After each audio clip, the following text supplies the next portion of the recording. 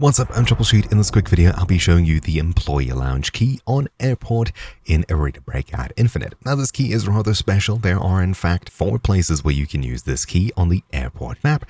If we zoom in and head to the control tower level 2, you can see these 4 rooms over here. Every one of these rooms can be unlocked with this key, though each one takes a use. You'll need to make your way into the central control tower building, head onto the first floor just by entering, and use one of the 4 stairs in this row here to go upstairs. And on the second floor, around this outside ring, you're able to get to these 4 doors and use your key. A quick note about these 4 doors, they're rather special in that you can repeatedly kick the door until it breaks down. You don't actually need a key to access these 4 rooms. Coming upstairs once more, you can see that these 2 left doors and these 2 right doors all use a single key inside of the lounge. Using our employee lounge key, the far right door has this inside. We've got a military computer here with some okay loot. You'll find that most of the loot inside of these 4 rooms is okay as it's distributed across all of them.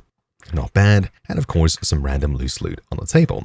Behind door number 2, which is the second one on the right here, we've got ourselves a suitcase, sure, a jacket on the wall, yeah, and a medkit on the bed, which I don't see much coming from. Yeah.